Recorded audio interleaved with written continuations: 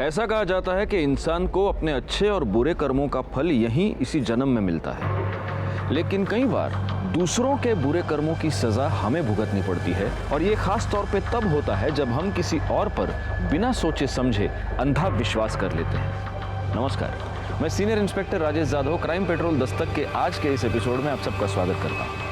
आज मैं आपको जिस केस के बारे में बताने जा रहा हूँ वो मेरे सामने तब आया था जब मैं ठाणे के मुमरा पुलिस स्टेशन में पोस्टेड था। एक सीधी साधी औरत के मर्डर से शुरू हुआ ये केस अपने आप में साजिश और क्रिमिनल एक्टिविटीज की बहुत सारी परतें समेटे हुए था।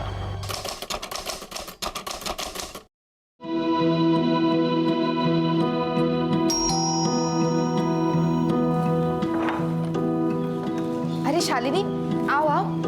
आजी की तबीयत कैसी है? ठीक है अभी। अच्छा आपने डॉक्टर को फोन किया, थैंक यू।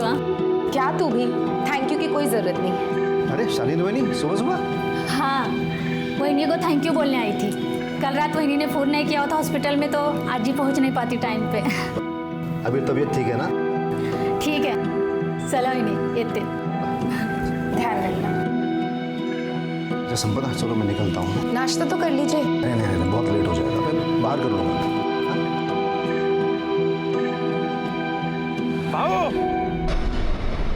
बाबू अरे प्रवीण आ जाना। लफड़ा है ना, काजी का लड़का है ना, नाके पे कबाब का गाड़ी डाल रहा है। चल देखते हैं उसको, समझाते हैं काजी को। प्यार से माना तो ठीक, मैं तो टांगे काट के फेंक दूंगा उसकी मैं। हाँ, अरे तू टेंशन मत ले रे, ये अपना महाराष्ट्र है। ये नाके पे सिर्फ पूरी भाजी और मिसल पाव का गाड़ी लगेगा, और बोर्ड पे ऐसा लिखा होगा स्पॉन्सर्ड बाय अध्यक्ष सुनील पवार करके। लेकिन आप काजी से झगड़ा क्यों करना चाहते हैं? प्यार से भी तो। तू नाच लो को, चल रे गाड़ी काट रे।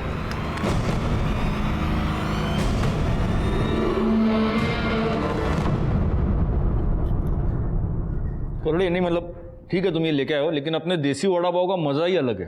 और ये क्या, ये सॉस क्या लेके आए हो? अरे हिरवी चटनी, हिरवी मिर्ची पाई है ना मोटी मोटी। सर हेड ऑफिस से फैक्स आया है।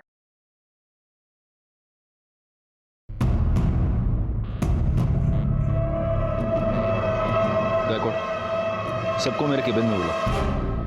हेड ऑफिस से ऑर्डर आया है, मुमरा में रेड अलर्ट इशू है। इसके मुताबिक अगले कुछ दिनों में कोई बड़ी क्रिमिनल एक्टिविटी हो सकती है, जिसके लिए भारी तादाद में गैर कानूनी हथियार ठाणे शहर में आने की संभावना है।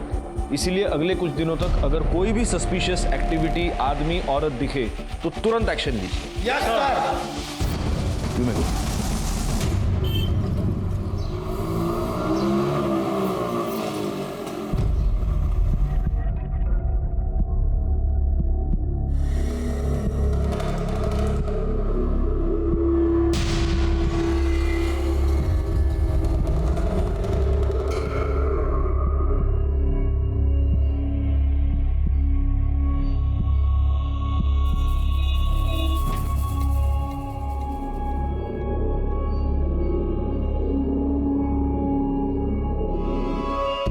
चाय भाई पी के हो गया ना? चलो निकलो अब यहाँ से, तुम लोग को इधर रूम नहीं मिल सकता। चलो निकलो। भाईजान हम लोग बहुत मुसीबत में, थोड़ा रहम कीजिए बस कुछ दिनों के लिए। अबे कुछ दिनों के लिए, कुछ घंटे के लिए मैं तुम लोगों को अपने घर में नहीं रखेगा। चलो निकलो। क्या बोल रहे हैं आप? घर आए हुए मेहमानों से ऐसे बात करते हैं क्या? ये मेहमान की बच्ची, इधर मेरे को मालूम नहीं ये लोग कौन है करके। मालूम, इंसान है हमारे जैसे। ये इंसानों के वजह से भाईजान हम लोग गलत नहीं है, निकाह करके आए। आपको यकीन नहीं तो हम काजी का कराना मत दिखा सकते, थोड़ा मदद कीजिए हमारी। आपको जो किराया चाहिए हम दे देंगे। क्या पैसे का लालच दे रहा है तू मेरे को? बोलना। अब जबान दी है मैंने, ये यहीं रहेंगे। तेरे को मालूम है ना कौन सी पार्टी के लिए काम करता हूँ मैं? उन लोग को पता चल गया ना कि मैंने इन लोग को अपने घर में रखा है, सबसे पहले मेरे को फोड़ देंगे वो। अभी के अभी कल्टी करवा इन लोगों को। चल रहे जनाब, जनाब खुदा के लिए हमारी मदद कर दीजिए, बस कुछ दिनों के लिए हमें यहाँ पनाह दे दीजिए। हम आपको ज्यादा परेशान नहीं करेंगे, अल्लाह ताला आपकी हर मुराद पूरी करेंगे, बस हमारी मदद कर दीजिए। हाथ जोड़ने की क्या जरूरत है? चलो ठीक है, दे दिया मैंने कपड़ा। अब खुश है? शुक्रिया जनाब। लेकिन बहुत ज्यादा खुश नहीं होने का, और घर के बाहर ज्यादा घूमना फिरना नहीं। हाँ, और जो नमाज दुआ जो पढ़ता है ना वो ऊपर कमरे में पढ़ने का। वो क्या वो मेरे एरिया में थोड़ा सा टेंशन चल रहा है इसलिए बोल रहा हूँ। जी जनाब। शुक्रिया। कमरा देखो ऊपर जा। आइए मैं आपकी मदद कर देती हूँ। अस्सलाम वालेकुम भाईजान। जी खैरियत से पहुंच गए? हाँ रहने को मिल गया था। हाँ हम आपको एड्रेस सेंड करते हैं ना, आप अपना बंदा भेज के बक्सा उठा लीजिए। अल्लाह हाफिज। क्या कहा उन्होंने? वो एक नंबर सेंड करते हैं, उसे फ़ोन करेंगे तो बक्सा लेकर जाएगा।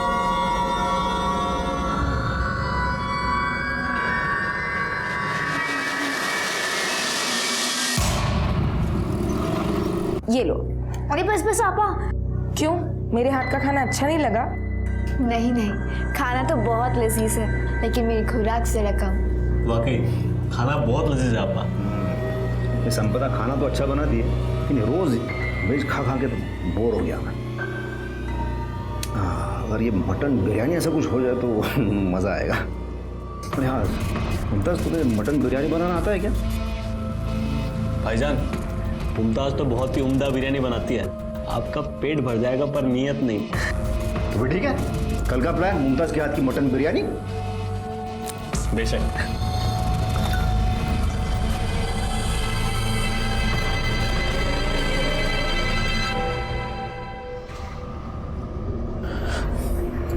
क्या हुआ? फोन नहीं लग रहा? रफीक हम फंस गए। यहाँ माहौल बहुत खराब है, ज्यादा दिन नहीं रुक सकते, सामान देकर निकलना होगा। हाँ पर कैसे?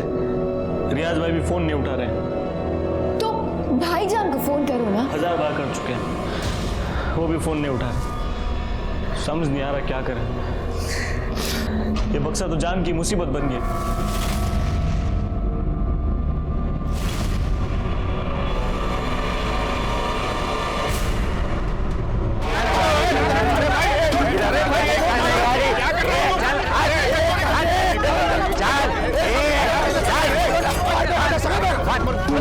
मैंने कहा था इनसे काजी से झगड़ा मत करना।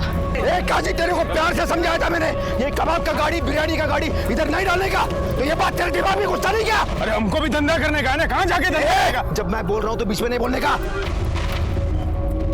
क्या बहुत चर्बी चढ़ी है तेरे को? हाँ सिर्फ तू ही नहीं, तेरे साथ जो भी है ना सबका खीमा बना के इधर ही बेचेगा मैं। और तेरे को गाड़ी डालने का ही है ना तो उधर जाना, क्योंकि जब तक मैं इधर है ना यहाँ पर ये गाड़ी नहीं लगेगा, मैं बता रहा हूँ। चल तोड़ रहे उठा के बैठ। अरे वो गाड़ी भेज दो उधर। ये लोग क्या कर रहे हैं? देखो तोड़ दिया। अब देखो ये क्या कर दिया। एक मिनट। सुनील भाऊ, आप एक पार्टी के विभागाध्यक्ष हो और फिर भी आप सड़क पे ऐसे मारपीट कर रहे हो। अरे साहब ये काजी सलाह, ये बिना म्युनिसिपैलिटी के परमिशन के अपने एरिया में ये बिरयानी कबाब का गाड़ी डाल रहा है, इसको थोड़ा सा सबक सिखा रहा था मैं बस। एक मिनट। अगर गाड़ी बेकायदा है ना तो आप कंप्लेंट कर सकते हैं, खुद सड़क पे उतर के मारपीट करने की कोई जरूरत नहीं है। वही समझा रहा था साहब मैं उसको, वही आप रुकिए, मैं आपसे बाद में बात करूंगा। सुनील बाबू जरा आप साइड में आइए। गायकवाड़ ये सबको पहले खाली करो इधर से। चला आप इधर आइए। सुनील बाबू ये सब अभी रहने दीजिए, मैं आज आपसे एक मदद मांगने आया हूँ। अरे बोला ना, मैं सबकी मदद करने के लिए बैठा हूँ। काय पर बोला? हेड ऑफिस से हम लोगों के पास एक रेड अलर्ट आया है। मुंब्रा में कोई बड़ी क्रिमिनल एक्टिविटी होने की संभावना है और इसलिए हम सब पर चेकिंग कर ही रहे हैं। लेकिन आप अपने कार्यकर्ताओं से, अपने लोगों से, मोहल्ले वालों से रिक्वेस्ट कीजिए कि प्लीज़ अलर्ट रहिए और ख़ास तौर पे अगर कोई भी नया किराएदार आता है तो सबसे पहले हमें इन्फॉर्म कीजिए। तो ठीक है, मैं सबको बोलता हूँ। मुझे जैसे पता चलता है ना मैं आपको पर्सनली बोलूँगा। Thank you.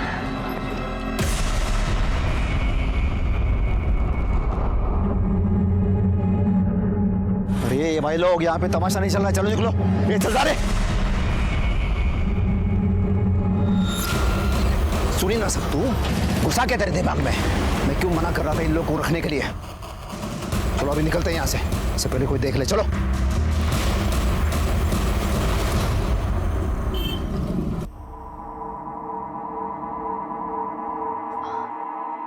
हाँ पा, दीजिए हम कर देते हैं। नहीं मैं कर लूंगी। कोई बात नहीं, हम कर देंगे।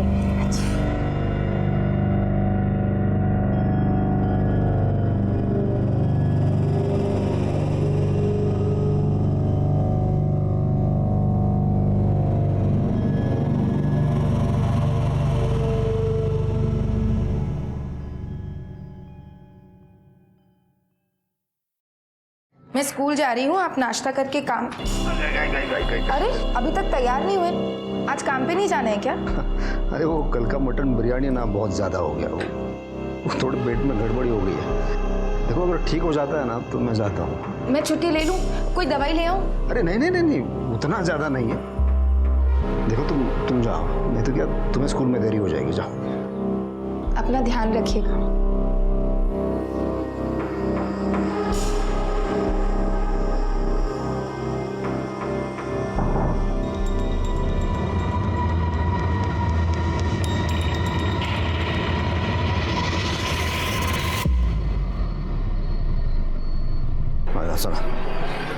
अरे दर्शन, प्रवीण, अच्छा आपने सारे कार्यकर्ता वो माने, शिरवाड़कर, साळुंके सब आ रहे हैं ना? सब आ रहे हैं। क्योंकि क्या मुझे इसमें पार्टी में सबका समर्थन चाहिए, तभी मैं बात को आगे बढ़ा सकता हूँ। हाँ भाऊ, बरोबर है। लेट होने वाला है, भाऊ ने बोला था टाइम से आने का। भाऊ आपके साला सब हाल उसमें रागिणी। नमस्ते जीजा जी। नमस्ते, कैसी हो तुम? मैं अच्छी। अच्छा सुन ना, तेरी ताई तेरे को बहुत याद कर रही है। जब तेरे को टाइम मिले तो घर पे आ जाना। ठीक है, कल आती हूँ। ओके ठीक, कल आना। बाय जीजा जी। बाय बाय दादा। क्या रे, अपने जीजा के यहाँ तू काम करेगा, इसका मतलब जब मन में आएगा तब उठ के आएगा तू? हाँ, अरे मैं पगार देता हूँ ना तेरे को, तो टाइम पे आने का, काम करने का। तेरे को मालूम था ना आज पार्टी का मीटिंग है करके? वो रागिनी को कॉलेज में थोड़ा काम था इसलिए लेट हो गया। अरे तो बोल के जाने का ना। चल अब शुरू कर, तो आधे घंटे में मेरे को सब तैयार चाहिए। चल चल चल चल। कुत्र्यासारखं वागवता तुम्हाला भाऊजी, कुछ भी बोलते हैं, अचानक भड़क जाते हैं मेरे को। ऑफिस में सब लोग मजाक उड़ाते हैं मेरे। अब बात करो ना उनके साथ। देख, ये तेरे और उनके बीच की बात है, मुझे बीच में मत डाल। और वैसे भी गलती तेरी, थोड़ा पढ़ लिख लेता तो ऐसे गालियां नहीं सुननी पड़ती तुझे। एक तो उन्होंने तुझे काम पे रखा, ऊपर से तू उन्हीं की शिकायत कर रहा है। नहीं जम रहा है ना तुझे तो छोड़ दे, कोई और काम ढूंढ। ठीक है, समझ रहा हूँ मैं सब, पति है ना आपके वो, कुछ भी हो जाए आप उनकी साइड लोगी। पर याद रखना ताई, जिस दिन मेरी सटक गई ना, बहुत भारी पड़ेगा आपको।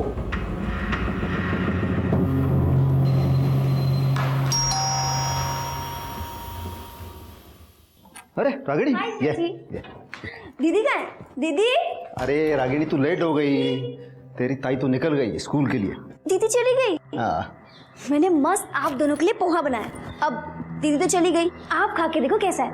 तूने बनाया तो अच्छा ही होगा ना। देखो मैं चम्मच लाती वाह वाह वाह। हूँ। मैं अपने हाथों से खिलाती हूँ। अच्छा खिला। कैसा है?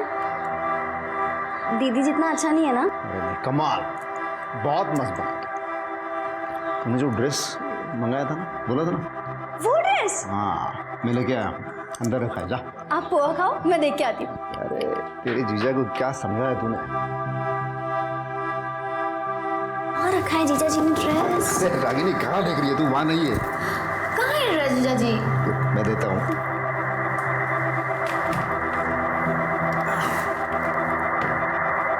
ये देख।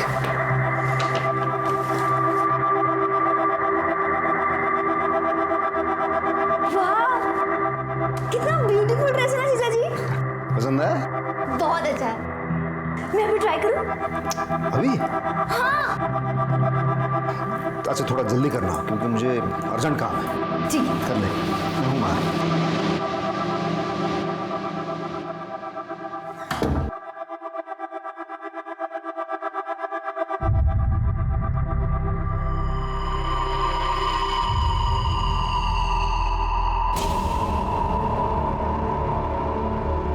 ये लोग तो फोन ही नहीं उठा रहे। अब क्या करें इस बक्से का? यहीं छोड़ के भाग जाते हैं।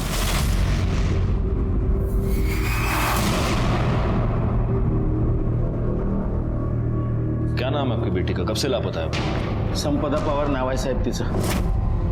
2 दिन से मेरी बेटी गायब है साहब। उसके पति को भी नहीं मालूम वो कहाँ गई। मतलब शादीशुदा है? तो कंप्लेंट लिखवाने के लिए उसका पति क्यों नहीं आया? आप लोग क्यों आए? क्या नाम है उसके पति का? क्या करता है? सुनील पवार नाम है साहब, अध्यक्ष है ये एरिया का वो। सुनील पवार? सुनील बाबू? हाँ। अरे उनको तो जानता हूं मैं। तो सुनील बाबू की पत्नी 2 दिन से गायब है और सुनील बाबू ने कंप्लेंट नहीं की? सर एक्चुअली ताइना एक स्कूल में पढ़ाती है और 17 तारीख को वो स्कूल की तरफ से लोनावला पिकनिक ही गई थी, पर दीदी को तो कल आ जाना चाहिए था। और जब वो नहीं आई और मेरा फ़ोन भी नहीं उठाया तो मैंने जीजा जी को फ़ोन किया और उन्होंने बताया कि दीदी तो आई नहीं है वापस। और जब अगले सुबह मैंने फिर से कॉल किया तो जीजा जी को और टेंशन हो गई, तो वो उसे ढूंढने लोनावला गए, शायद इसलिए ही नहीं आए। आप लोगों ने स्कूल में फ़ोन किया? हाँ, सबसे पहले मैंने स्कूल में ही फ़ोन किया था साहब, लेकिन वो लोग बोले कि तुम्हारी बेटी पिकनिक पे गई नहीं, और जो लोग पिकनिक पे गए थे वो एक दिन पहले ही आ गए साहब। ठीक है, आप एक काम कीजिए, संपदा के फोटोग्राफ्स और डिटेल्स यहाँ गायकवाड़ के पास दे दीजिए। हम जल्द से जल्द उन्हें ढूंढने की कोशिश करेंगे। जी साहब, मेहरबानी होगी। Thank you sir. संपदा की तलाश करने के लिए हमने उसके स्कूल, घर से लेकर स्कूल तक के सभी रास्ते और आस पड़ोस में सबसे पूछताछ की। सिवाय इस जानकारी के कि 17 जनवरी को संपदा अपने स्कूल में पहुंची ही नहीं, हमारे हाथ कुछ नहीं लगा। संपदा एक बहुत ही सीधी सादी, सबको मदद करने वाली नेक दिल औरत थी जिसका कोई दुश्मन नहीं था।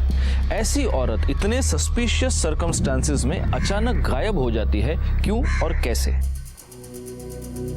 सोच सोच के दिमाग का दही हो गया है। पता नहीं वो संपदा किधर चली गई। आपको पता है कितना टेंशन है मेरे को।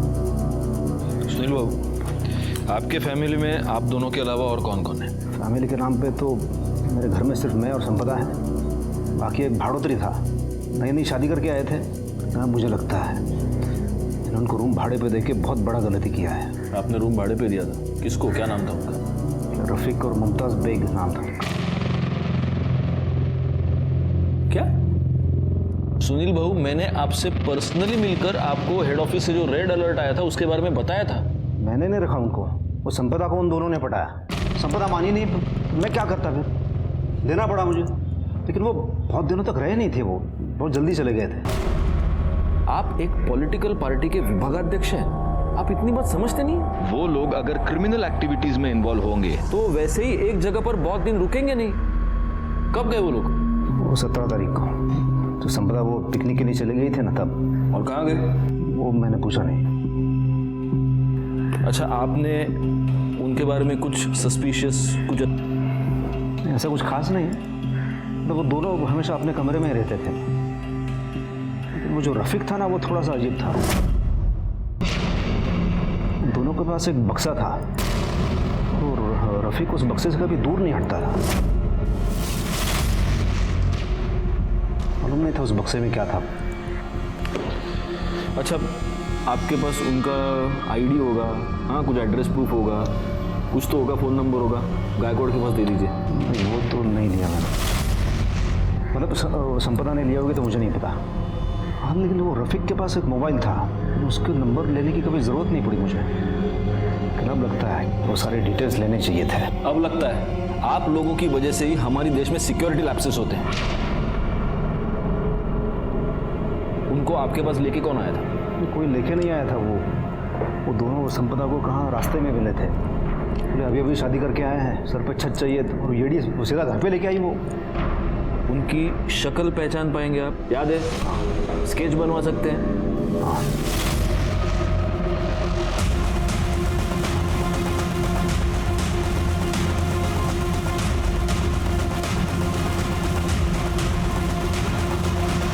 सर, रफीक और मुमताज़ के स्केच बन गए।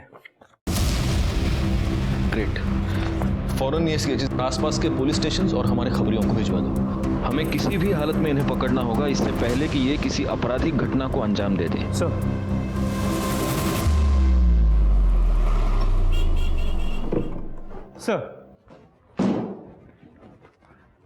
सर सुनील पवार के कॉल रिकॉर्ड्स क्लियर है। उसके लोकेशन रिकॉर्ड के मुताबिक वो लोनावाला गया था, शायद संपदा को ढूंढने के लिए। लेकिन संपदा के कॉल रिकॉर्ड्स एज एक्सपेक्टेड नहीं है। संपदा का फ़ोन संपदा के गायब होने के 2 दिन बाद तक, मतलब कल शाम तक एक्टिव था, लेकिन उसकी लोकेशन लोनावाला की नहीं थी, यही मुमरा की थी। और उसका फ़ोन इस दौरान कई बार स्विच ऑन और स्विच ऑफ हुआ। हर बार स्विच ऑन हुआ सिर्फ फोटोज़ रागिनी को भेजने के लिए। सर, मुझे लगता है कोई हमें मिसलीड करने की कोशिश कर रहा है। अब ये कंफर्म हो गया गायकवाड़ कि संपदा कभी लोनावाला गई नहीं थी, वो यहीं पर थी। और सर, सबसे इंपॉर्टेंट बात, संपदा के फ़ोन से आखिरी कॉल किया गया था 100 पे। ये कॉल 5 सेकंड के लिए चला, जिसके बाद कट हो गया, और इसके बाद संपदा ने वापस कॉल नहीं किया। संपदा और ये कपल एक साथ गायब हुए। हो सकता है इस कपल ने संपदा को किडनैप किया हो। उनसे बचने के लिए जब वो 100 डायल कर रही होगी तब इन लोगों ने संपदा को पकड़ लिया और फोन कट कर दिया, और फिर किसी को शक ना हो इसलिए रागिनी को लोनावाला के पिक्चर्स भेजते हैं। सुनील भाऊ ने हमें इस कपल के बारे में ना बताकर बहुत बड़ी गलती की है। एक काम करो, 17 जनवरी को संपदा गायब हुई। उस दिन सुनील भाऊ के घर के आसपास जितने भी फोन्स एक्टिवेटेड थे उन सब के बारे में बता दो। सर हम उमरा पुलिस स्टेशन इंस्पेक्टर जादव बोल रहे हैं। ठीक से देखो कुछ मिलता है क्या? मागे वा चल।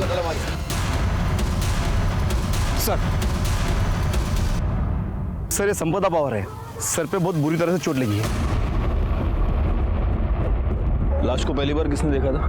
सर ये जवळ मिठा घर है, वहाँ के कुछ लोगों ने सबसे पहले बॉडी देखी है। सर आपने जो फोटो भेजी थी उससे हमने मैच किया और आपको इन्फॉर्म किया। ये सर पे जो घाव हुआ इसकी वजह से मौत हुई? नहीं सर है बघा, 2 गोलियां पेट में मारी गई है, शायद इससे हुई है। आसपास कुछ मर्डर वेपन, इसका मोबाइल, आई कार्ड कुछ भी मिला? नहीं सर, हमने काफ़ी ढूंढने की कोशिश की लेकिन कुछ नहीं मिला। रिकॉर्ड बॉडी को पोस्टमार्टम के लिए भेज दो और इसके परिवार वालों को इन्फॉर्म करो, कह दो कि शिनाख्त के लिए आ जाए। सर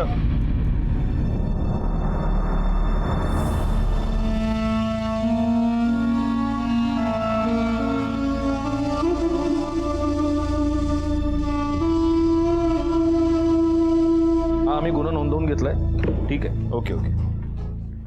सर संपदा की बॉडी से जो गोलियां मिली थी, बैलिस्टिक रिपोर्ट के मुताबिक वो यूएस मेड बेरेटा गन से चले गए, और संपदा की पोस्टमार्टम रिपोर्ट के मुताबिक पहले उसके सर पे वार किया गया था, जिसके बाद उसे 2 गोलियां मारी गई जिस वजह से उसकी मौत हुई। मुंब्रा में यूएस मेड बेरेटा गन, और वो भी एक स्कूल टीचर को मारने के लिए।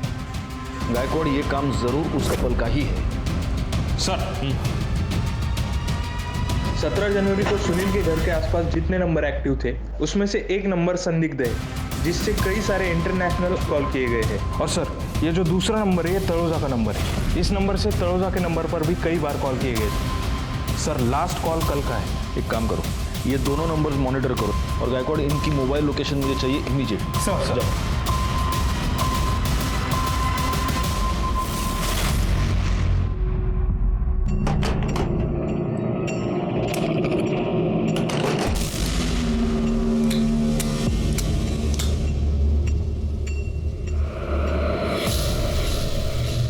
इसमें 2 गोलियां कम है।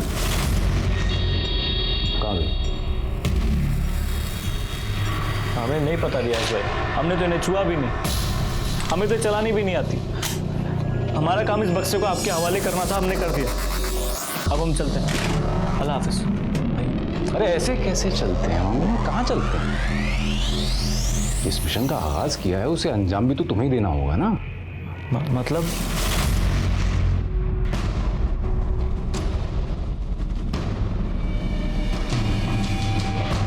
साहब, सुनील भाऊ का और काजी का बहुत टेंशन चलता था, बहुत लफड़े भी हुए थे। पता नहीं साहब, वो भिवंडी क्यों चली गई हमें मालूम नहीं साहब। संपदा समाज सेना की एक्टिविटीज में इन्वॉल्व रहा करती थी? नहीं सर, ताई ये सब से दूर ही रहा करती थी। ठीक है, तुम उस पर नजर रखो पर अपडेट करते रहो। सर खबर पक्की है, तलोजा का नंबर रियाज पारकर का है, जो नाम के लिए तो दुकान चलाता है, लेकिन दुकान के पीछे उसका गोडाउन है जहाँ से वो इलीगल एक्टिविटीज करता है।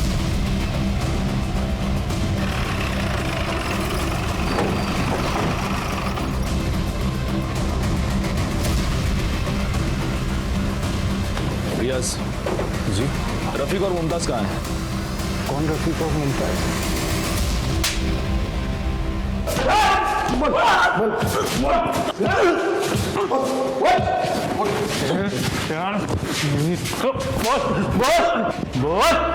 गायकवाड़,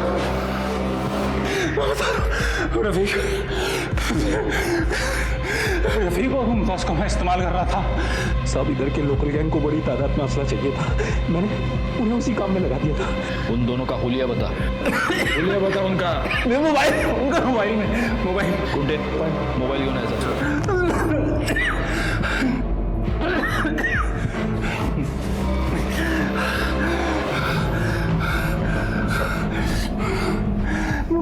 चल बोल, दिखा। दिखा दिखा,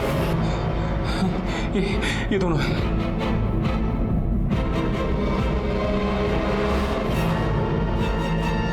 ये दोनों आप कहाँ हैं बता? पता नहीं, कल पता नहीं कहाँ चले गए, और साथ में वो बॉक्स भी ले गए। बॉक्स ले गए? क्या था उस बॉक्स में? बैरेट गन्स, मेरा पार्सल था वो, और ब्रांड न्यू गन्स थी, लेकिन उनमें एक गन में दो गोली नहीं थी, गायब थी। करड़े, अर्जुन किलो भर मिर्चा गया और सब के सब इसके मुंह में ठूसता हूं।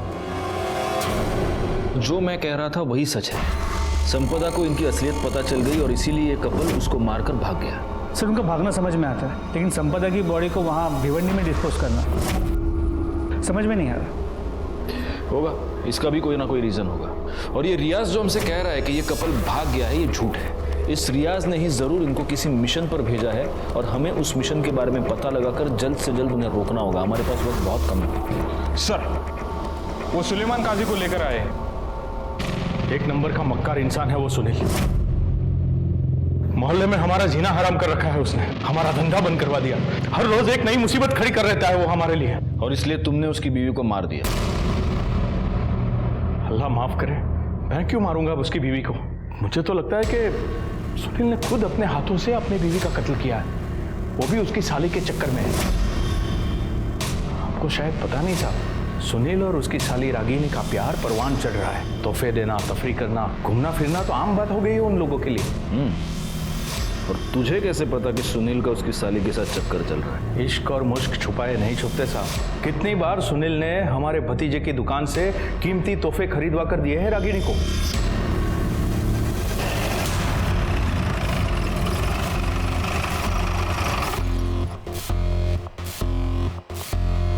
चेक करो।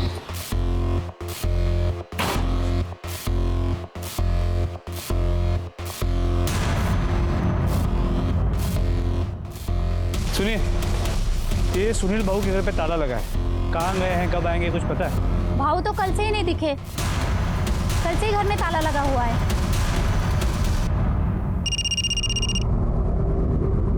हाँ बोलो।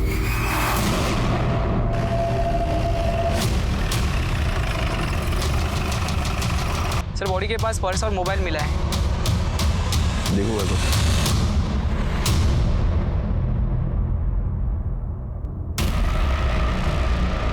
सुनील पवार, फोन दिखा।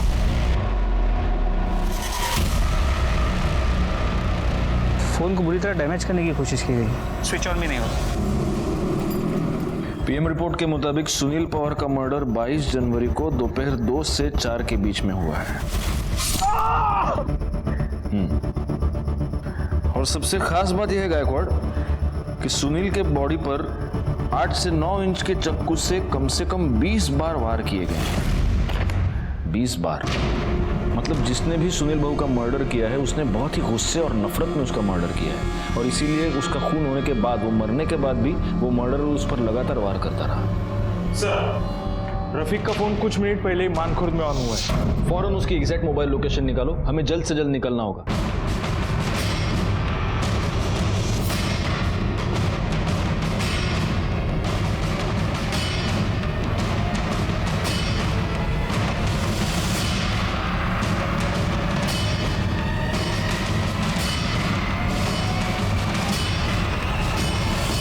अस्सलाम वालेकुम भाईजान, सामान हम दे देंगे, आप हमारे मतलब की बात कीजिए जी।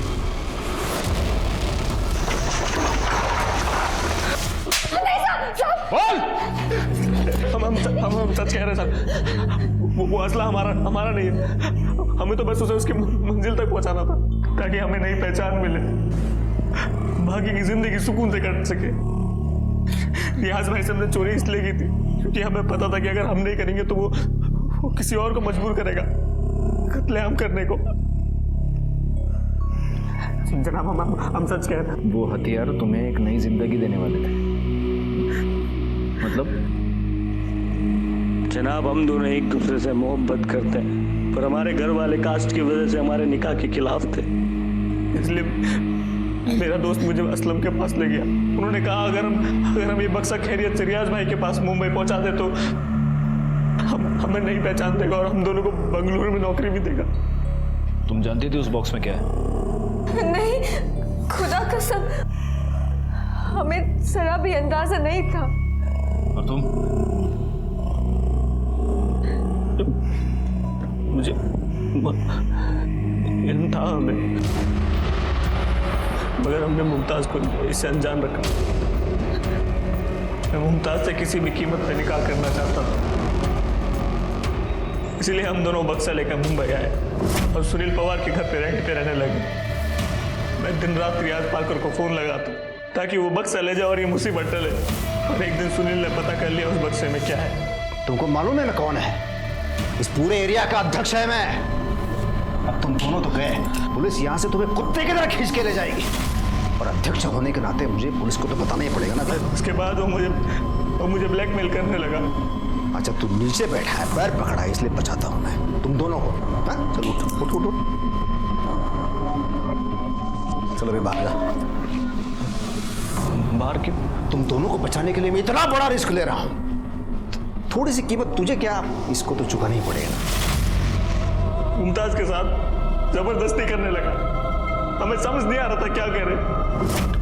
हमें संपदा आपा की याद है, उनके पास जाके हमने सब तफसील से बता दिया, पर शर्म नहीं आती उनके बारे में इतना घटिया झूठ बोलते हुए?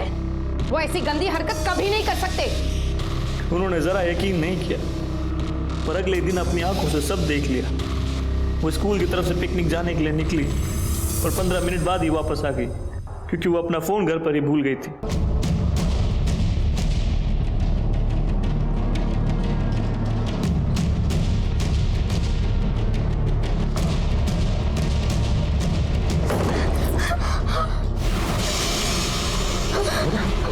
इसका मतलब ये लोग सच बोल रहे थे। मैंने इनकी बात पे भरोसा नहीं किया। तुम पर आंख बंद करके मैंने भरोसा किया, और तुम ये सब। संपदा, अरे तू गलत समझ रही है रे। इनको थोड़ा सा सबक सिखा रहा था। मेरे को मालूम नहीं ये लोग क्रिमिनल हैं। अरे गन का बक्सा लेकर घूम रहे हैं, तेरे को बेवकूफ बनाया इन लोगों ने। ये लोग तो पराए, लेकिन आपको क्या हो गया? तुमने पुलिस को खबर क्यों नहीं की? तुमने मुझे धोखा दिया है। छोड़ने वाली नहीं हूं मैं तुम्हें। पुलिस को जाके अभी सब बता दूंगी मैं। ये संपदा, रुक ना, मेरी बात सुन रहे। मेरी बात सुनना, मैंने कुछ नहीं किया। तू कहां जा रही है? तू रुक जा। अरे संपदा, क्या कर रही है तू ये? मैं तुम्हारी करतूतों के बारे में पुलिस को बता के रहूंगी। तू ऐसा नहीं करेगी, तू क्या करेगी? कुछ नहीं सुनना मुझे। बात सुन।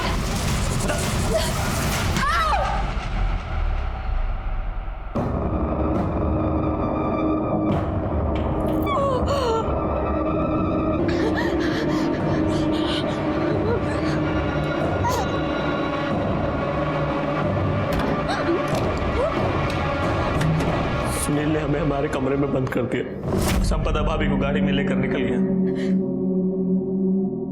उसके पास गन कहां से आई?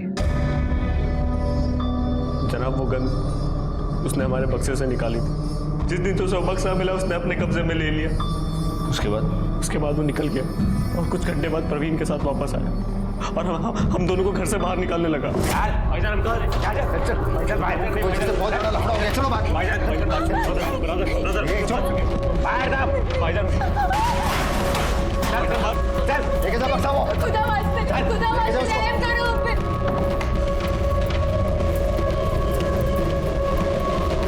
इसका मतलब ये प्रवीण भी इन्वॉल्व था?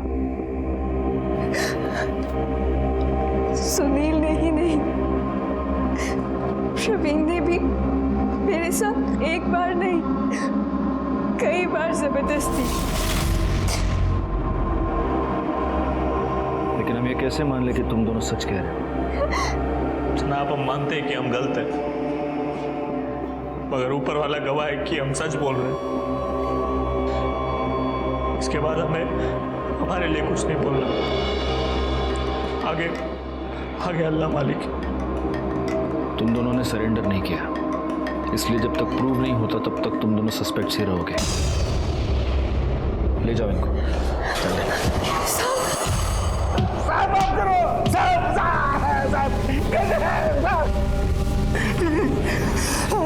तू जब तक बोलेगा नहीं हमारे हाथ रुकेंगे नहीं। बोल।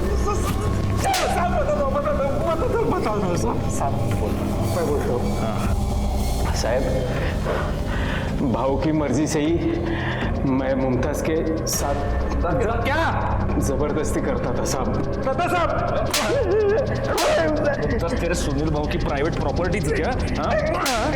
साहब आगे बोल, आगे क्या हुआ बोल। साहब, भाव मेरे को फोन करके बुलाया, मैं उनको रास्ते में मिला, देखा तो संपदा वहिनी के सर से खून बह रहा था, वो बेहोश थी।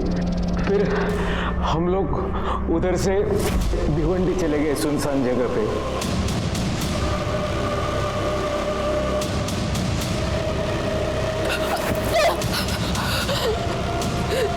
मैं तुम्हें छोड़ूंगी नहीं, छोड़ूंगी नहीं मैं तुम्हें, सजा दिलवा के रहूंगी। आगे क्या हुआ बोल। बता दो साहब। फिर भाव ने वहिनी का फोन मेरे पास दिया और बोला कि थोड़ी थोड़ी देर बाद चालू करने का और इंटरनेट से लोनावला के फोटो रागिनी को भेज देने का। फिर उसके बाद उन्होंने वो फोन तोड़ के फेंकने के लिए कहा। ये सब चीज भाव ने जेल में जाने से बचने के लिए वहिनी का मर्डर किया साहब। और तेरे सुनील भाव को क्यों मारा तूने? माँ कसम साहब, मैंने नहीं मारा। मुमताज पर रेप करने के जुर्म में और संपदा के मर्डर में मदद करने के जुर्म में तेरे को अरेस्ट करता हूं। रफीक के पास मिले बरेटा गन के बॉक्स ने और प्रवीण के बयान ने यह साबित कर दिया था कि संपदा का मर्डर उसके पति सुनील पवार ने ही किया था। लेकिन अब यह बात हमारे समझ में नहीं आ रही थी कि सुनील पवार का मर्डर किसने किया। और तभी सुनील पवार का टूटा हुआ फोन रिपेयर होकर हमारे पास आया और उससे हमारी इन्वेस्टिगेशन को एक नई दिशा मिली।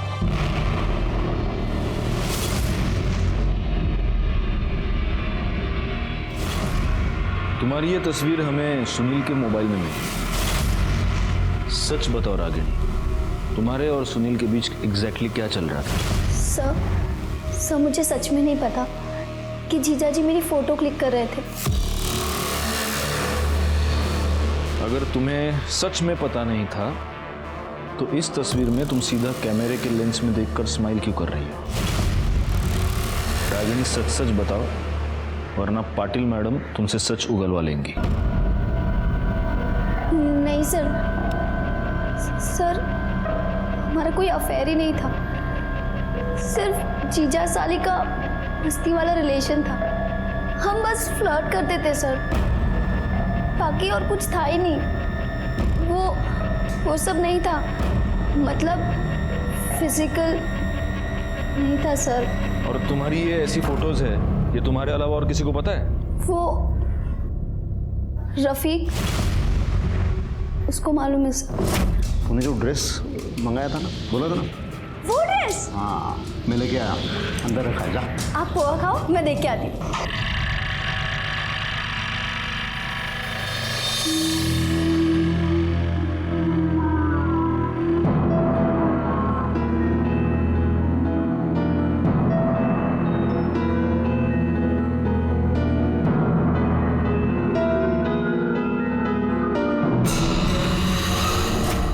सुनील पवार ने रागिनी की कपड़े बदलते हुए तस्वीरें निकाली थी।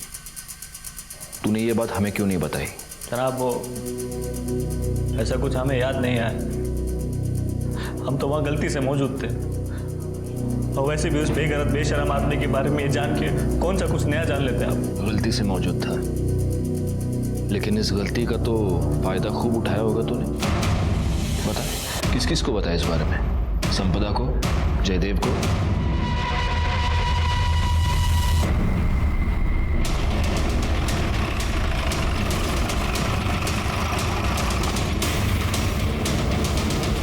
पूरे घर की तलाशी ले लो, कोई भी कोना छूटने ना पाए। चलो बाहर चलो।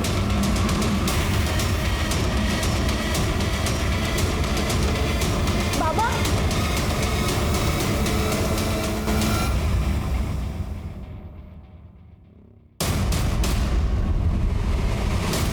सर, किचन में चाकू मिला और इसके ऊपर खून के दाग हैं।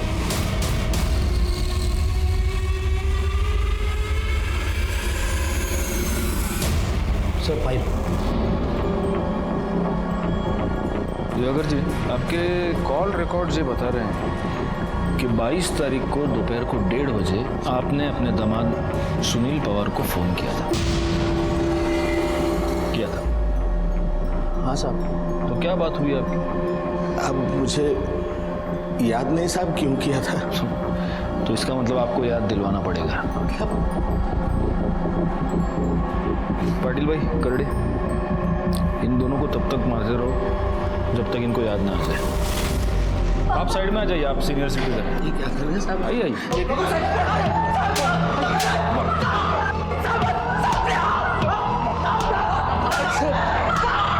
कुछ नहीं किया उन्होंने साहब। सब मेरी बात मानो साहब, उन्होंने कुछ नहीं किया।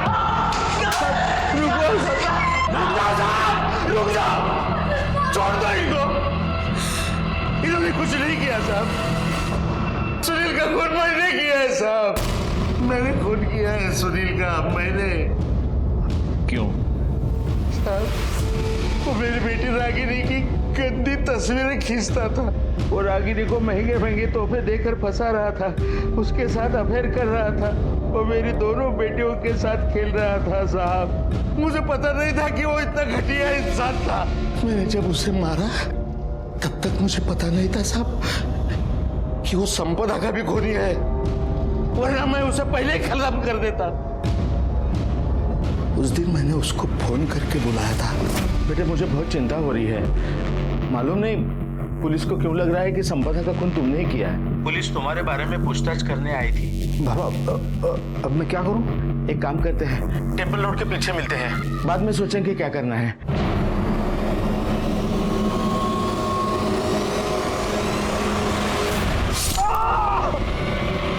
गायकवाड़, चार्जशीट बनवा।